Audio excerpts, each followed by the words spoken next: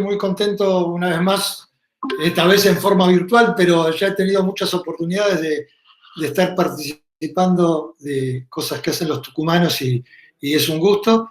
Gracias a los coordinadores y directores de esta diplomatura. Bueno, esto lo hemos organizado cuando me pidieron hablar de Winning, vimos que el tema es extenso y como va a ser un tema que forma parte de los temas que ustedes dentro de la diplomatura lo tienen transversal a las tres profesiones, es decir, a medicina, a enfermería y a kinesiología, me pareció bueno empezar por la parte de la fisiología y la fisiopatología de la falla, y luego en la segunda parte, aunque parezca un poquito al revés, vamos a hablar más específicamente, digamos, la segunda parte sería el otro jueves, de la parte de técnicas y monitoreo para iniciar el destete. Bueno, los objetivos de la charla de hoy, un poco centrado en antecedentes, en cómo fue evolucionando la forma de entender el destete, el Winning, y la forma o el pensamiento crítico hacia el paciente que estaba ventilado. Luego vamos a hablar un poco de epidemiología para ver dónde estamos parados y después meternos de lleno en la fisiopatología de la falla. Para el que le guste el tema, le recomiendo este paper que ya tiene unos años, pero que como todo lo que ha escrito Tobin se termina convirtiendo en un clásico. Él escribe estos seminal papers para aquel que no está muy consustanciado con la palabra en el campo de la ciencia, significa aquello que genera una fuerte influencia o que fomenta una nueva investigación. Y él acá escribe en forma muy minuciosa cómo fue la evolución del Winning en la ventilación mecánica, y lo divide en todas estas fases. No es el tema principal de hoy, así que yo voy a tomar algunos hitos de todo este proceso para remarcar puntos de inflexión que tuvo el destete de la ventilación mecánica al cabo de varias décadas. Esta es una foto histórica.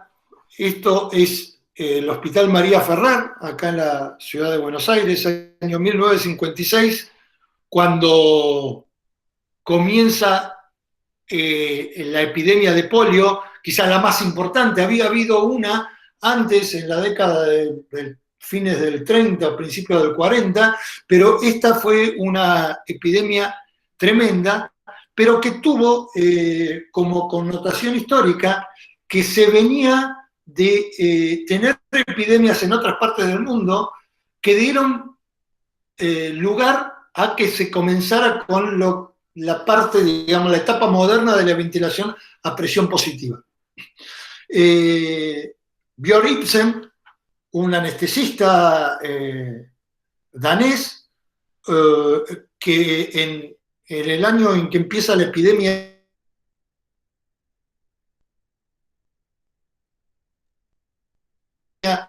en Dinamarca, la ventilación de los pacientes se morían rápidamente y había mucha diferencia entre aquellos que iban a presión negativa y aquellos que se los podía en la etapa aguda auxiliar a presión positiva. Tanto es así que John B. West, el famoso fisiólogo, escribe un artículo de revisión fines de la década del 90 en Applied Physiology, sobre cómo los cambios que habían sucedido en la epidemia de poliomielitis en el 52 en Copenhague habían hecho un resurgimiento o un renacer de la fisiología respiratoria clínica.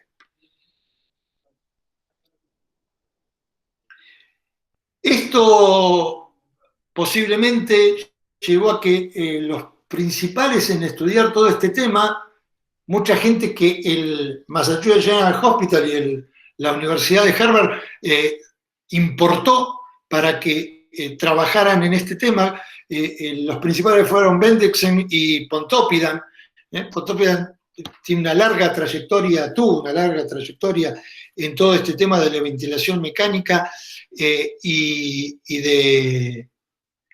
winning. Como regla general ya se establecía que el destete debía comenzar tan rápido como fuera posible. Sin embargo, no era tan sencillo. En ese momento la vía aérea artificial no es la que conocemos ahora. Muchos pacientes debían ser traqueostomizados muy prematuramente. Bendixen en el 60 escribe el primer tratado de libro de cuidados respiratorios, y ahí hablaba, esto yo lo llegué a conocer, en la década del 80 todavía en muchos lugares se hacía esto de retirar pocos minutos la ventilación mecánica por periodos, y se lo volvía a conectar. Esto era una cuestión de ensayo empírico, no había nada que lo sustentase. Donald Egan en el 77 escribe en la tercera edición del libro de fundamentos de cuidados de terapia respiratoria. Fíjense lo que decía. Dice, cuando el paciente pueda respirar sin asistencia durante todo el día y esté movilizando una razonable cantidad de aire, sin esfuerzo visible y pueda caminar pequeñas distancias, consistente con su condición física general, y cuando la ventilación sea satisfactoria y los valores de gases en sangre estables, será tiempo de considerar la extubación. Esto, en su momento, cuando lo leímos, los que estábamos por la década del 80-90, nos parecía ya una cosa media exagerada, porque la idea era destetar al paciente cuanto antes, sacarlo, pero posiblemente sin medir otras consecuencias. Hoy en día, esta idea ya no parece tan loca. Lo que pasa que está visto con otro concepto.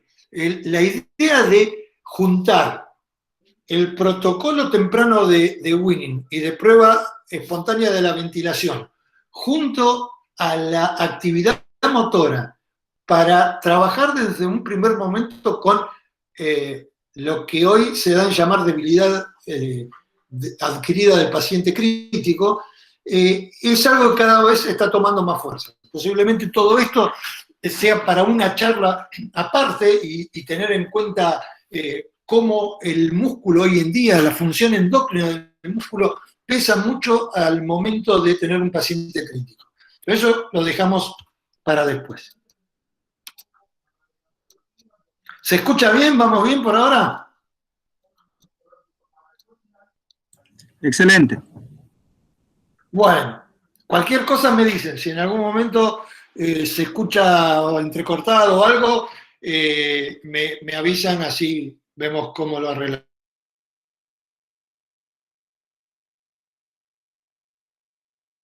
No solo en la ventilación mecánica y en el destete, sino que es un poco la década donde empieza a surgir el pensamiento de medicina basada en evidencia. Empiezan a salir los trabajos randomizados, controlados, clínicos, y esto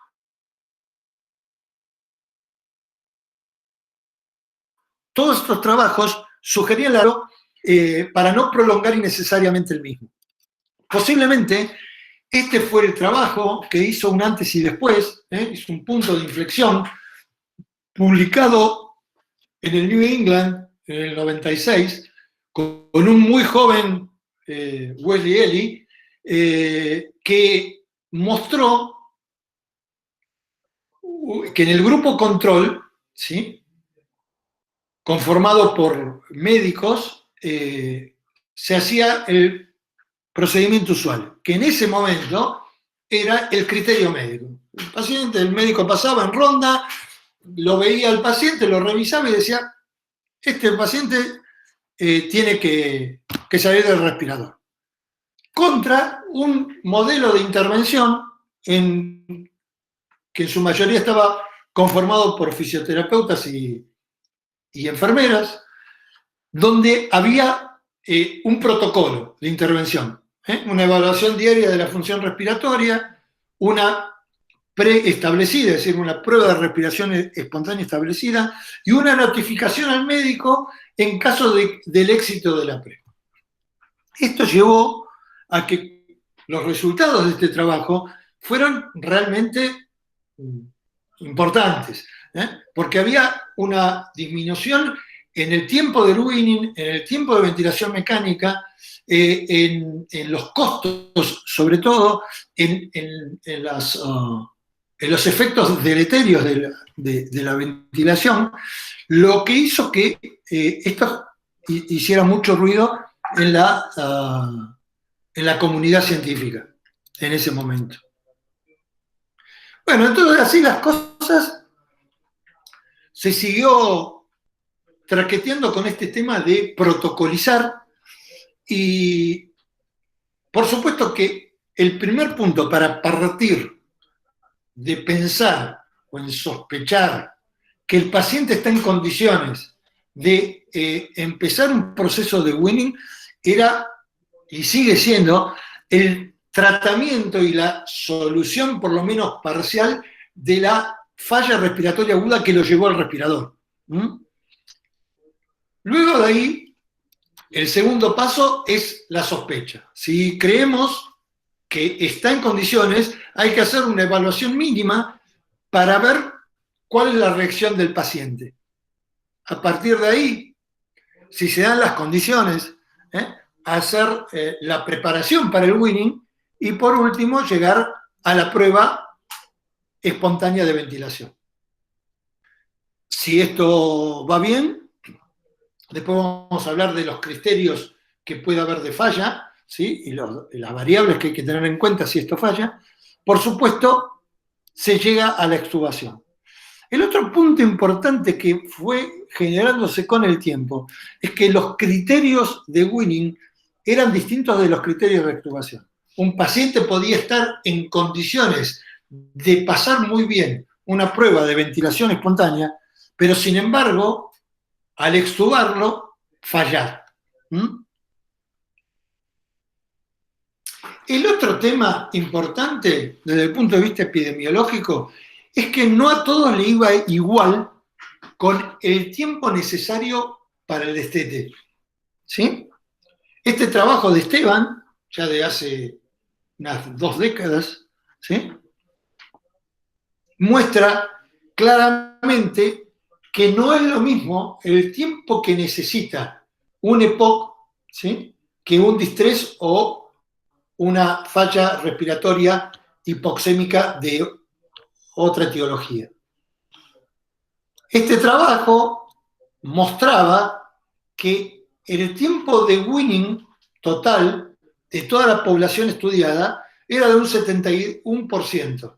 Sin embargo, fíjense la diferencia que le llevaba a un paciente POC el winning, si el porcentaje de ventilación era muy pequeño. ¿Por qué? Porque habitualmente los EPOC, salvo que se sobreinfecten y se compliquen mucho, una vez que uno le da el descanso necesario a los músculos, y si hay una infección se la trata y es efectiva, el paciente ya está en condiciones de iniciar. El problema está en que hay muchas cosas paralelas a que este paciente no esté en condiciones de ventilar nuevamente por sus propios medios. En cambio, en el caso del distrés, fíjense, prácticamente era un mitad de tiempo dedicado a la ventilación y la otra mitad para poder sacarlo del respirador. Por lo tanto, con todo esto, uno lo que tiene que seguir pensando, porque al día de hoy sigue sucediendo, es que el winning tiende a retrasarse, ¿sí? Por diferentes razones.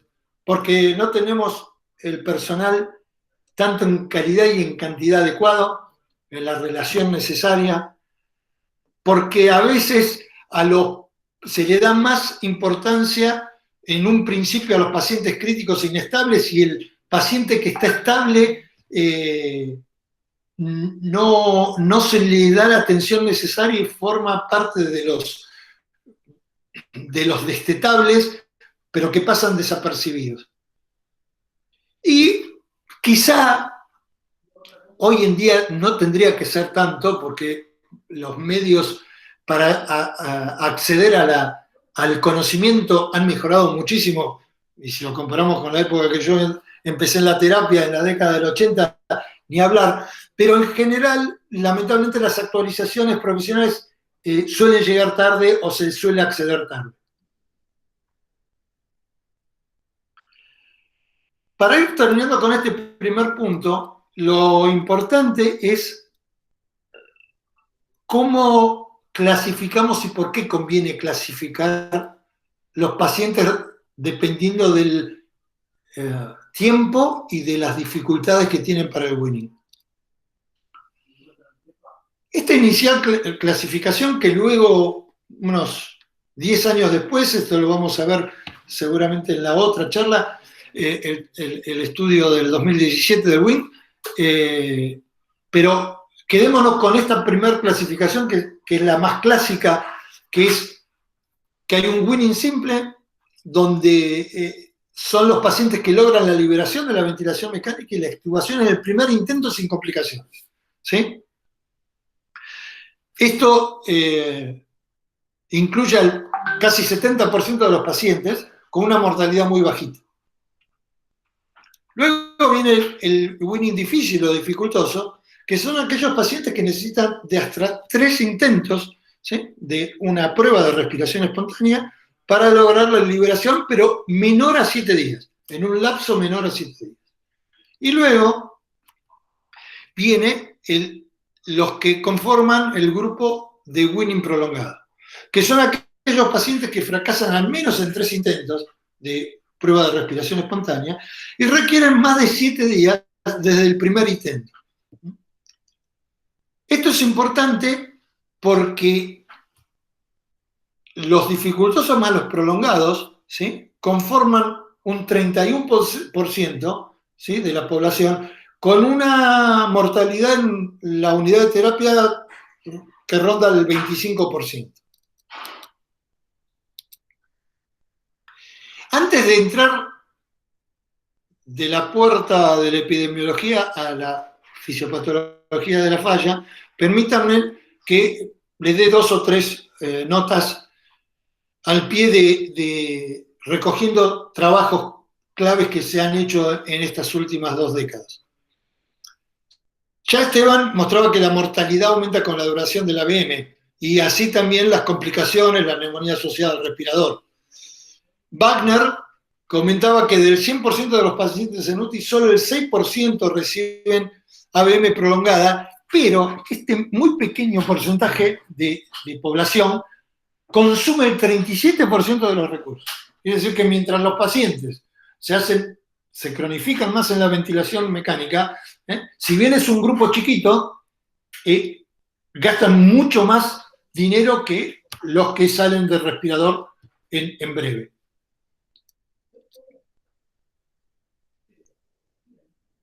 Copling, que se hizo famoso sobre todo por un trabajo de extubación en neurocríticos, mostraba que el 12% de la mortalidad en los que fallaron a la extubación y el 27% de mortalidad cuando se retrasó la extubación. ¿Sí? La extubación fallida tiene una mortalidad alta y en cierto tipo de pacientes la tiene más. Einstein comentaba que la extubación no planeada, y acá hay un rango alto, va del 0,3 al 16%, en ese momento dependía mucho de dónde se medía, porque tenía mucho que ver con los protocolos de enfermería, con los cuidados del terapista respiratorio. Hoy en día se entiende que no tendría que haber en una unidad de terapia intensiva una extubación no planeada de más del 2%. Y otra cosa que es muy importante tener en cuenta, que la falla en la extubación se asocia a un aumento mayor de mortalidad si la causa es netamente ventilatoria. Y mucho de esto tiene que ver a veces que en lugar de entenderlo como una falla de weaning, posiblemente el paciente no tenía criterios por el weaning, tenía una neumonía ya instalada y se siguió adelante igual. Entonces, ¿por qué fallan estos pacientes? Brojard siempre nos ilustra, después de haber trabajado años en este tema, sacó esta revisión de el manejo de aquellas dificultades escondidas y aparentes que podía haber en la ventilación mecánica. Ustedes acá, si lo leen, si llegan a ver en las letritas chiquitas, están prácticamente todas las causas por rubros que uno puede tener y que debe ir a buscar en los pacientes que son difíciles de sacar del respirador. Y esto lo podemos dividir en estos rubros: el ventilatorio, el cardíaco, neuromuscular, la debilidad adquirida en sí, que hoy en día se entiende como una causa que está muy atada a la dificultad de Winning y al tiempo de ventilación mecánica. Factores emocionales, metabólicos y endocrinos, acá tiene mucho que ver cómo se comporta y lo que se sabe hoy en día del músculo en el paciente crítico, y los nutricionales. Entonces, comenzando. Los ventilatorios, uno los puede ver por el lado de lo que aumenta el trabajo respiratorio. Por un lado podemos tener inadecuada programación del ventilador, es decir, mala sensibilidad. Hoy en día, con los respiradores de última generación, de alta gama, no tendría que pasar. Los respiradores prácticamente avisan todo. Muchos ya adecúan automáticamente la sensibilidad. Que haya un flujo inspiratorio insuficiente o un bajo Rammstein en el caso de que se esté utilizando presión soporte. Presencia inadvertida de asincronías. Hoy cada vez más pesa el buscar tanto en los gráficos como en la mecánica del paciente cuando está en modos espontáneos, ¿sí? Cuando está trabajando junto al respirador, que esto no se vuelva trabajando contra el respirador, ¿sí? Y sobre todo buscar la presencia de autopip. Por otro lado están las cosas que pueden aumentar la elastancia, ¿sí? Una neumonía, como comentaba recién hace un momento. Muchas veces hay pacientes que se terminan extubando con una neumonía puesta. Y esa neumonía se avanza y no se vio a tiempo, está involucrando parénquima que está inflamado. Atelectasias, sobre todo importante, no hablamos de atelectasias laminares, sino atelectasias que también involucran una cantidad de parénquima importante, un neumotórax, edema agudo de pulmón, ya sea cardiogénico o no cardiogénico. Y por otro lado, los factores que aumentan la resistencia. La hiperinsuflación dinámica, que por lo general lo vamos a ver de la mano de tener PIP intrínseca en los pacientes que tienen patología previa, como los EPOC. Esto se puede llegar a dar el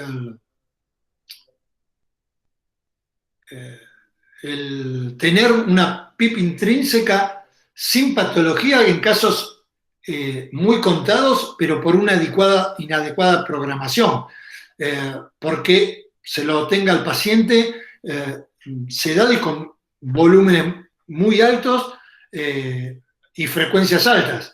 Esto no tendría que pasar.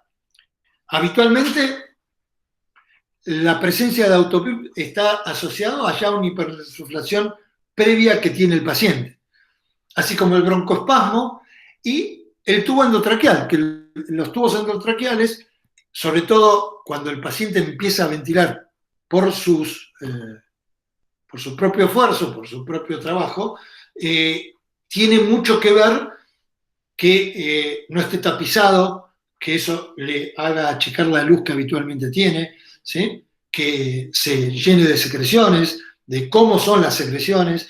Todo esto es aumento de la resistencia a la vía aérea. Posiblemente cuando el paciente ya está despierto y en proceso, muchas de estas mediciones a las que nos vamos a referir la semana que viene, porque todo lo que es índice y control y monitoreo lo vamos a ver la próxima semana, van a ayudar a que tengamos una idea más acabada y en algunas poblaciones de pacientes estas mediciones de PIMAC, PEMAX, el FRBT y el pico flujo nos pueden ayudar más que en otras, más allá de la clínica. Después tenemos factores de causa reversible que están relacionados con la falla cardíaca. Ustedes piensen que cuando ventilan a un paciente por presión positiva, lo primero que sucede es un cambio de signo en la presión intratorácica y hay cambios en cómo se comporta el pulmón o cómo tolera el pulmón y tolera sobre todo el corazón esa insuflación que se da en el pulmón. Por lo tanto, la presencia de PIP intrínseca, en este caso y sobre todo en pacientes con antecedentes cardíacos, puede influir mucho en la precarga y en la poscarga. Puede haber un aumento de demanda metabólica debido al proceso de Winning. Piensen que para pacientes muy enfermos, el Winning es como una ergometría, es subirlo en una cinta a trabajar, a hacer esfuerzo, ¿sí? Y podría tener, en algunos casos, y esto lo vamos a ver muy puntualmente la próxima semana, cómo el monitoreo cardíaco es indispensable, sobre todo en algunos pacientes, en el momento del proceso de Winning.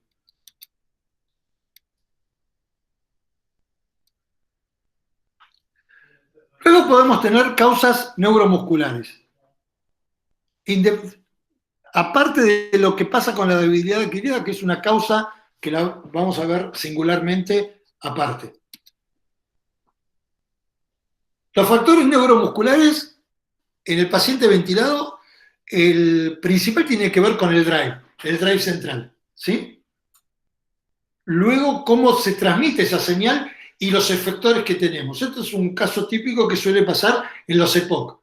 El EPOC, cuando uno lo va despertando, posiblemente tenga un drive muy aumentado, ¿sí? Porque tenga una sensación de querer respirar y de que todo le moleste y el tubo lo agota, pero no tiene buenos efectores. Sus músculos se cansan rápidamente. Entonces, el patrón cambia porque, por un lado, la cabeza le está diciendo una cosa y los músculos pueden hacer otra.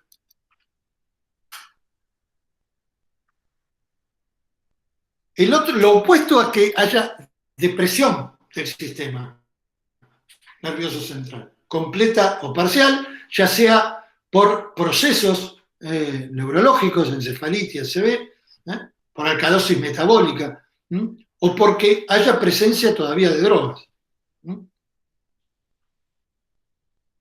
Y nuevamente, hay formas de saberlo, hay respiradores que lo calculan, como la P01, y todas estas cosas de mediciones las dejamos para la segunda parte. Dentro de los trastornos periféricos están síndromes neuromusculares como el Guillain-Barré, la miastenia, o enfermedad de la motoneurona como es la esclerosis lateral amiotrófica. Y respecto a la alteración del centro ventilatorio, como decía antes, un aumento de una carga resistiva importante, un desbalance carga-resistencia o una debilidad muscular aislada puede hacer que ese drive esté emitiendo una señal que a veces el efector no la puede cumplir. Respecto a la debilidad adquirida, y acá me puedo detener un poquito más, a principios de la década del mediados del 80 y luego por el 90, hubo gente como Bolton y Socogne, que identificaron síndromes que tenían que ver con los pacientes en terapia intensiva y los categorizaron como la miopatía o la neuropatía del paciente crítico o la neuromiopatía del paciente crítico. Años después, de Jong y otros autores vieron que esto se podía identificar clínicamente, ¿sí? Y por eso lo llamaron debilidad adquirida del paciente crítico, con su sigla en inglés ICU Acquired Weakness. La debilidad muscular ocurre entre un 25 y un 60% de los pacientes que recobran su conciencia luego de una semana de ventilación mecánica. Fíjense que es alta, llega a un rango importante. En algunos pacientes, sobre todo pacientes sépticos y pacientes con distrés, llega al 60%. Quiere decir que de 10 pacientes ventilados con distrés o con sepsis severa, 6 van a tener este síndrome. Los rangos van de la tetraparesia moderada a la tetraparesia severa. Ya está totalmente demostrado que prolonga los días de ventilación mecánica y de destete, lo que conlleva también que haya un porcentaje mayor de complicaciones asociadas a la ventilación. Y en pacientes que recobraron su conciencia, ¿sí? Fíjense, la mortalidad es mayor en aquellos que recobran la conciencia teniendo debilidad que aquellos que recobran la conciencia sin debilidad adquirida. Esto es lo que llevó en la última década a trabajar mucho sobre los programas de rehabilitación precoz en los pacientes ventilados. La debilidad adquirida está visto que es un síndrome clínico que se puede medir con una escala clínica que es el Medical Research Council. Si esto no basta, bueno, habrá que utilizar electromiografía o biopsia muscular, pero hoy en día, para el bedside, con la clínica del paciente es suficiente para saber que la tiene. Es multifactorial. Esto termina dañando la microcirculación del nervio, del axón y de la fibra muscular. Acá pueden ver una biopsia de un paciente control, ¿sí? Y de un paciente inmovilizado, ¿sí? Cómo hay una alteración sarcomérica de los sarcómeros importante en la biopsia del paciente inmovilizado. El Medical Research Council es algo sencillo que se hace evaluando los miembros superiores e inferiores del paciente, y el trabajo que lo calificó y lo midió dice, que es el grupo de De Jong, que es un grupo francés, que aquellos que tenían igual o menor a 48 de ese puntaje, de un máximo de 60, era debilidad significativa, es decir, tenían una tetraparesia.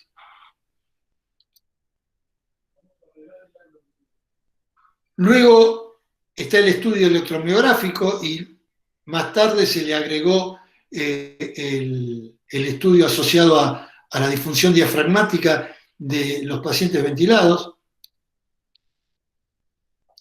Y se vio con todo esto que la debilidad adquirida resultó ser un factor de riesgo independiente para el fracaso del weaning, la necesidad de traqueostomía y la prolongación de la ventilación mecánica.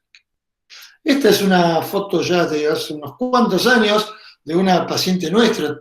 De hecho, esta era la terapia antigua que tenía el hospital. Ahora estamos en otro lugar más grande y más bonito.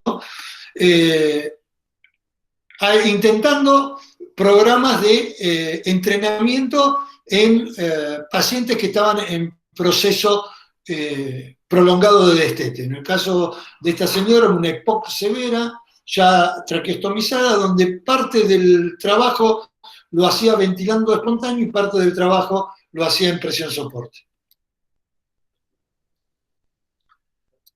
Luego tenemos los factores emocionales.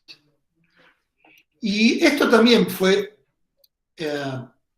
tomando más peso. El delirio. El delirio hace muchos años no se tenía en cuenta, o de hecho se creía que el paciente estaba ansioso, se ponía violento, lo sedaban más, pero no se medía y no se interpretaba. Hoy en día está visto que hay entre un 20 y un 80% de los pacientes que están en terapia intensiva sufren delirio, que está asociado a ventilación mecánica prolongada. Y es un predictor independiente de mortalidad hasta los 6 meses. ¿Sí? Tiene mucho que ver con las drogas que se usan, con el tratamiento del dolor instaurado, con la inmovilización prolongada, con la anemia, con la sepsis. Y también tiene mucho que ver con que haya diferentes bundles, grupos de procesos que se lleven a cabo en forma conjunta. Ustedes habrán escuchado hablar del famoso ABCDE, que ahora tiene la F de Family Engagement, es decir, la F es el punto final donde, o el punto final no, forma parte de ese grupo de tareas que hay que hacer, donde hay que incluir también a la familia. Y para este tema del delirio, el primer trabajo que también fue de la autoría del Guarnieri, se hizo una herramienta muy interesante, se realizó una herramienta que era el ICU-CAM. Hoy en día se está usando el ICU-CAM o el 3D-CAM, que es una modificación de esta primera, y el UltraVIF, que es algo interesante porque es un proceso de evaluación rápida con 2 preguntas que permite filtrar a aquellos pacientes que posiblemente, si dan bien, es muy seguro, hay mucha sensibilidad en esa herramienta de que no tengan el delirio, y que si no dan bien con alguna de esas 2 preguntas, uno diga, bueno, a esto sí los sigo evaluando y los evalúo ya sea con el ICU-CAM o el 3D-CAM. Cuando uno tiene pacientes ventilados que encima no pueden salir del respirador, pero que uno los mantiene despiertos para poder ir trabajando en este proceso, se da un círculo vicioso. El paciente está ansioso, esa ansiedad, si no es bien manejada, puede producir pánico. Ese pánico genera depresión, y sobre todo la depresión a veces puede estar relacionada con que el paciente vea que se va frustrando todos los días porque el objetivo que quiere cumplir no se cumple, y eso genera un círculo vicioso. La ansiedad y la depresión tienen una prevalencia alta, y los recuerdos, los flashbacks que puede producir en estos pacientes es importante, porque puede dejar secuela por años de que el paciente recuerde todas las cosas que le pasaban mientras estaba ventilado, y sobre todo tiene mucho impacto sobre el sueño. Tanto por la disrupción del sueño aguda en el momento que está ventilado, como luego. No me acuerdo ahora bien de qué década, pero hubo un trabajo australiano que siguió a los pacientes hasta 1 año después del alta de terapia, y encontraban que tenían alteración y disrupción del sueño, cosas en pacientes que antes no lo tenían. Hay factores que favorecen la aparición, ¿sí? El que se le interrumpa el sueño al paciente, la incapacidad de comunicarse, eso genera mucho fastidio. A veces el modo ventilatorio, y ahora voy a explicar por qué, el ruido ambiente y la sensación de disnea. ¿Cómo contrarrestar la aparición? Bueno, desde que uno empieza el proceso de destete, y sobre todo si ve que va a llevar tiempo, que no va a ser un destete fácil y rápido, hay que buscar la forma de que el paciente esté comunicado y pueda hablar. ¿sí? No siempre se puede hacer. Cuando el paciente está traqueostomizado es más sencillo. Se puede hacer ventilación a fuga, que es algo que en los lugares donde están preparados y entrenados funciona muy bien. Otra cosa es, sobre todo a la noche, modificar algún seteo para que el tiempo inspiratorio y la PIP sean mejores y el paciente se sienta mejor soportado. Muchas veces lo que hay que hacer es pasarlo a modo prevención soporte para que, con las alarmas bien definidas, para que estos pacientes puedan manejar su tiempo a gusto. Y acá también tiene mucho que ver el trabajo en equipo que se hace durante la noche. Disminuir los ruidos, no poner música que a lo mejor al enfermero, al kinesiólogo le sirven porque lo mantienen despierto, pero al paciente lo vuelven loco, ¿sí? Y que no haya actividades nocturnas importantes. Nosotros nos llevó bastante tiempo, pero se pudo erradicar en nuestra terapia de que a los pacientes no los bañaran de noche, por ejemplo. Y así muchas cosas. Luego, ya para ir terminando, tenemos que tener en cuenta, y esto es de especial importancia en aquellos pacientes que cuesta mucho destetarlos. En aquellos pacientes que siguen y siguen fracasando en la prueba de respiración espontánea diaria, una de las cosas que hay que tener en cuenta es que no haya un factor metabólico que no necesariamente sea el causante primario, pero que esté influenciando, como que haya hipofosfatemia o hipomagnesemia en muchos pacientes, sobre todo en las mujeres. Cuando hay una mujer y encima también hay obesidad asociada, hay que pensar que no esté hipotiroidea. Si bien esta no va a ser la causa por la cual no salga, el tenerlo presente y el poder corregirlo va a ayudar. Y la otra es el exceso de corticoides exógenos. Pacientes EPOC, ¿sí?, que pueden tener miopatía esteroidea, por ejemplo. Y, por último, los nutricionales. En un extremo, la obesidad, ¿sí? Todo paciente con BMI mayor a 25 estaría dentro del sobrepeso, pero aquellos que pasan el BMI de 30 o 30 y pico, y es un problema, porque estos pacientes tienen un desbalance mixto entre componentes obstructivos y restrictivos, tienden a tener una baja compliance, un volumen de cierre del sistema ventilatorio, por lo cual esto está fundamentado más que nada en que hace colapso dinámico de la vía aérea. Eso lo lleva a tener aumento del trabajo respiratorio y genera mayor estadía en UTI, pero posiblemente el mismo tiempo de RM. Lo que hace es que prolongue la estadía para que luego puedan estar en condiciones de irse de alta. Hay un trabajo de Esteban que mostró que los pacientes obesos que habían sufrido distrés tenían una mortalidad igual a los no obesos, lo que tenían eran muchas más complicaciones, ¿sí?, pero no se morían más. Por otro lado está el otro extremo, aquellos que tienen un BMI muy bajo, ¿sí? Esto puede estar asociado a depresión del centro respiratorio. Al tener menor masa muscular, el Winning se puede ver fracasado y esto es lo que aumenta el tiempo de destete. Recuerdo ahora que veo esta imagen, hay un case report del 2000 por ahí, de una respiratory care donde mostraba un caso de un paciente obeso importante, como este que vemos en la foto, que había sido de alta y volvió a la guardia 2 o 3 veces porque hacía episodios afícticos súbitos. Y el tema era que el señor lo que hacía era colapso importante de la vía aérea, ¿sí? Y hasta que no le pusieron un stent de pantalón que tomara el último tercio de la tráquea y el inicio de la bifurcación de los bronquiofuentes, no pudo ventilar adecuadamente.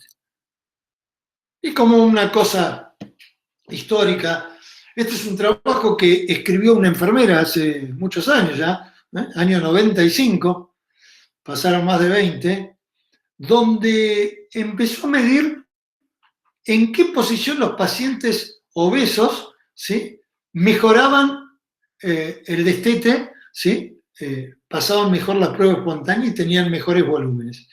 Y vio que este tipo de pacientes obesos estaba mejor cuando estaba en Trendelenburg invertido de 45 grados. Esto nosotros lo hemos puesto en práctica muchas veces con pacientes obesos severos.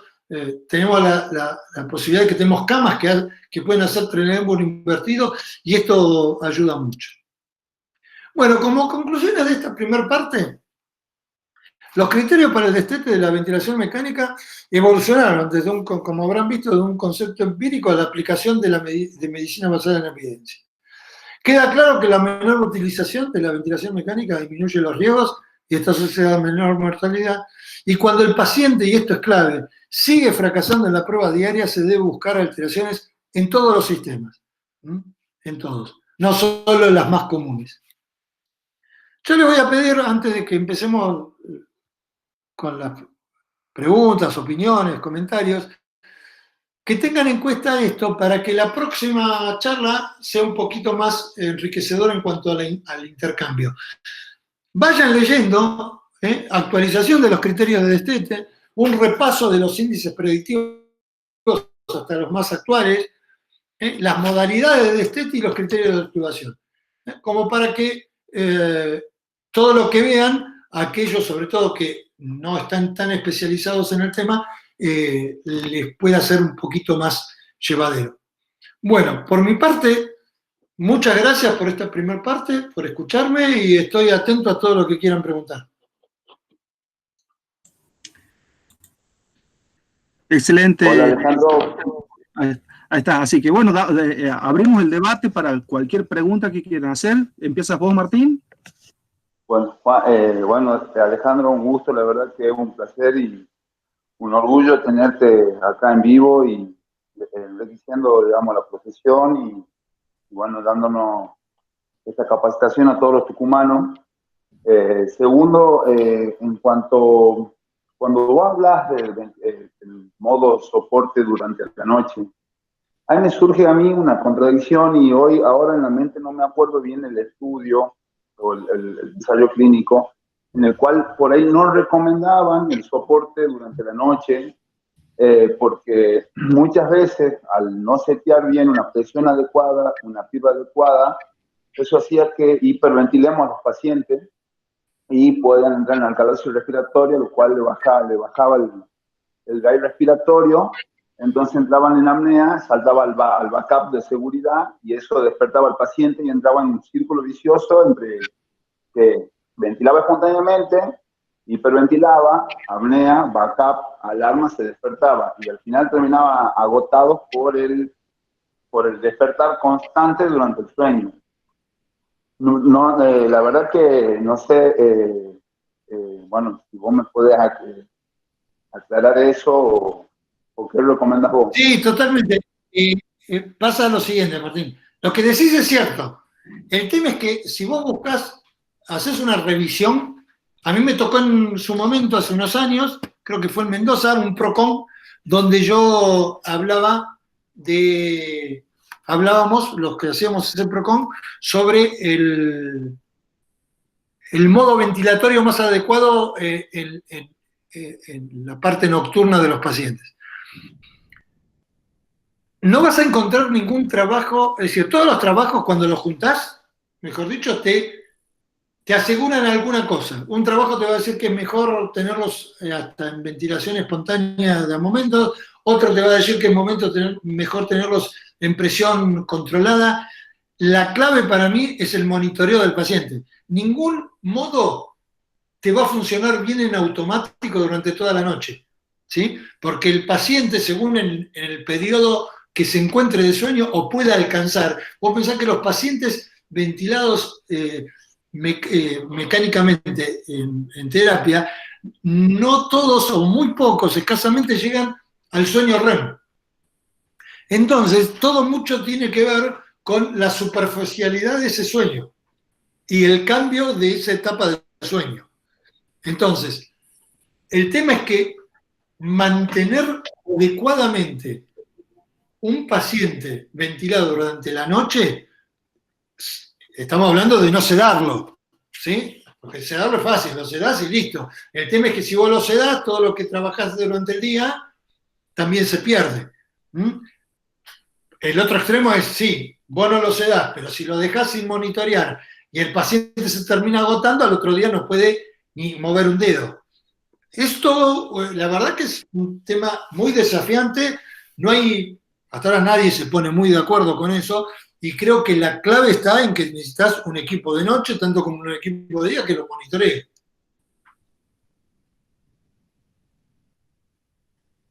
Totalmente de acuerdo, Alejandro, como muchas cosas, muchos procedimientos.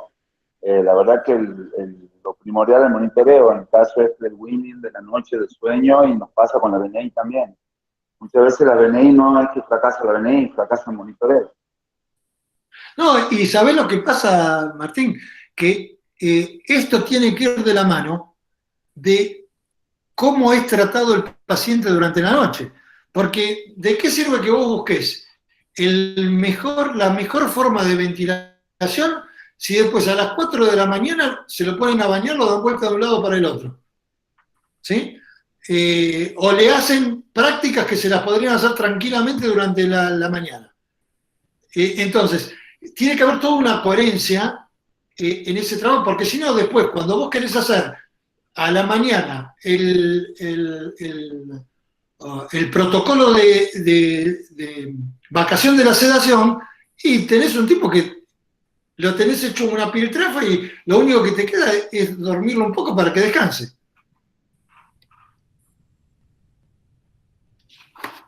Genial. ¿Alguna pregunta de alguien? Cualquier duda lo aprovechamos, Alejandro.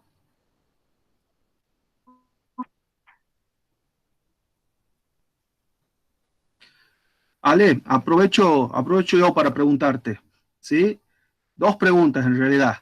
La primera, ¿qué rol juegan el balance hídrico en el destete de un paciente? Si tiene un balance hídrico muy positivo o muy negativo, o me conviene, previo a las pruebas o al destete, balancear hacia un lado o hacia el otro. Bueno, a ver, yo no soy un experto en el tema hemodinámico, pero te puedo decir lo que he leído y lo que he escuchado a los que saben al lado mío, a intensivistas excelentes. Vos sabés bien que sobre estos temas ha habido también mucha discusión. El tema es de qué población estamos hablando. Porque si un paciente cardíaco está desprecargado, y lo más seguro es que al momento de ponerlo en prueba de respiración espontánea, y no te va a ir muy bien. Y por otro lado también, si el paciente está muy lleno de líquido, tampoco sirve. Bien, o sea, pero no es una variable que me tenga que impedir continuar con el destete, de la cantidad justa al paciente justo, nada más. Claro, a ver, lo importante es seguir, nosotros acá, por ejemplo, dentro de la ficha de monitoreo respiratorio, nuestros kinesiólogos ven el balance hídrico y después se lo comentan al médico. Lo tenemos como una variable a tener en cuenta, pero todo depende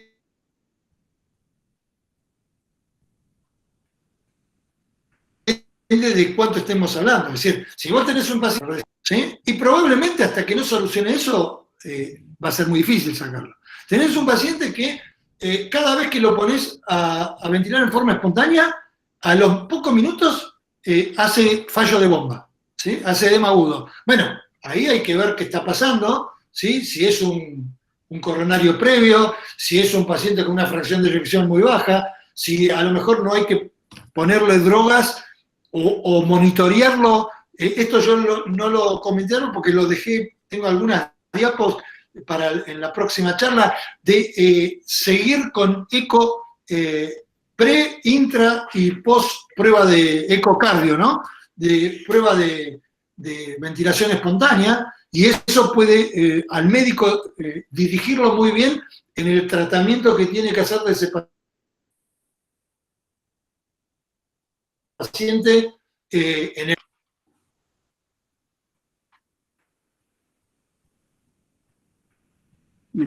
Hola, Alejandro, y Escucho. la última pregunta al menos de mi parte.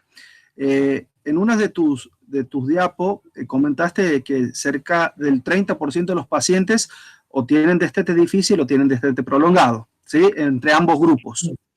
Sí. Teniendo en cuenta esto, una unidad de cuidados intensivos polivalente, una unidad estándar estoy hablando, ¿sí? Sí.